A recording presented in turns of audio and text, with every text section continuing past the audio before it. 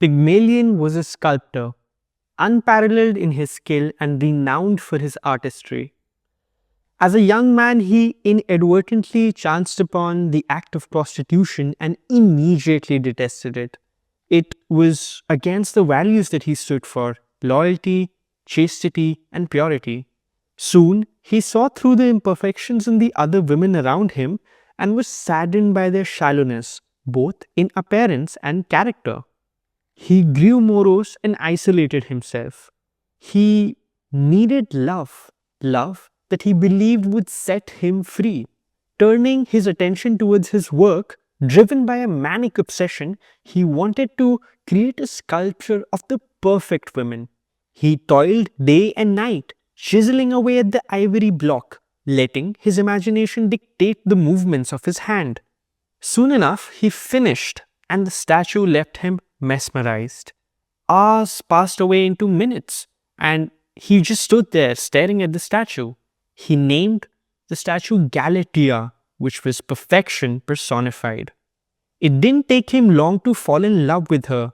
He would talk to her, dress her, adorn her with jewels, and even went so far as to make a bed for her. But alas, he realized that his love would never be reciprocated, and he cannot continue going on to live with the statue. Distraught but not broken, he entered the city festivities in honor of Aphrodite, the Greek goddess of love, beauty, and desire. He stood at the altar of her temple, silently weeping and praying that Aphrodite presents a woman in his life who was a living likeness of Galatea. He returned back home, and the statue was still right there. He went close and kissed Galatea on the lips. As he had his eyes closed, he felt a warm sensation on his lips and noticed that Galatea had come alive. She had transformed to a living being, flesh and bones. He was in disbelief as to how this could have transpired, but realized that this was the blessing and doing of the goddess Aphrodite. He proceeded to marry Galatea and soon after started a family. Keeping the interpretations and the moral perspectives aside, this story is symbolic for how expectations shape reality. Pygmalion's deep devotion and longing to be with Galatea actually came true. He sort of manifested it for himself. His expectations of how his wife should be became a reality, and the statue was an extraordinary creation on his part that had required both his attention and sincerity. The myth of Pygmalion became a popular play when the Irish playwright George Bernard Shaw wrote it in 1912. The plot essentially revolves around the downtrodden Eliza Doolittle, who sells flowers for a living and speaks in an English dialect that's not very refined or aristocratic-like. She falls acquaintance with two gentlemen, Colonel Pickering and Henry Higgins, with the latter being a linguist and a phonetician. Pickering makes a bet with Higgins if his training and language lessons could transform Eliza into a duchess. So this is the quintessential modern idea that you're not ugly, you're just poor.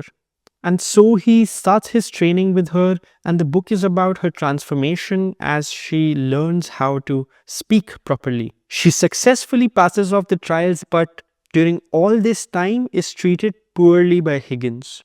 In the end, she becomes angry at them for making her whole life an experiment and is actually confused as what to do next. Her identity has been reformed, reshaped, and she now does not know what to do. And so obviously this play showcases the process of social mobility and the role of how we dress, how we speak, and how we behave to fit in. But apart from that, the central idea is again that Henry Higgins' expectations of what Eliza Doolittle will become actually panned out perfectly. So it reinforces the idea that people become what others expect them to be. In 1965, a widely known experiment in psychology was carried out. Rosenthal and Jacobson performed an experiment in a public elementary school where teachers were told that some students were growth spurters based on the results of an IQ test. But this IQ test was non-existent, and the students who were chosen to be growth spurters were chosen randomly. When teachers expected that certain children would show greater intellectual development, results showed that those children did in fact show greater intellectual development. One person's expectation of the other may come to serve as a self-fulfilling prophecy. More so, these results were more applicable and observable in young children, those in grade 1 or 2, since they're at that critical stage of development, they're more suggestible during that time. And this effect came to be known as the Pygmalion Effect. Rosenthal believed that one of the key mediating factors was non-verbal communication from the teacher's end. So their tone, body language, unconscious behavior was significantly more optimistic towards those who they thought would score higher on their IQ. There is also another aspect to it, the role of children's perception and understandings about their teachers' expectations. The students could very well understand that they were being treated differently by the teachers and hence manage their behavior in a way to match their perception. Overall, Pygmalion Effect is not flawless and has faced several criticisms, and there are a lot of controversies surrounding it as well when it comes to replicability, the experimenter's bias, but it still has been largely underestimated and greatly underutilized in the field of educational psychology. So the next time you talk to a parent or an educator who are ridiculing their child or their student based on their academic scores, you can very well show them or tell them about the concept of Pygmalion Effect and how their expectation of their child's score can actually influence their score and their behavior.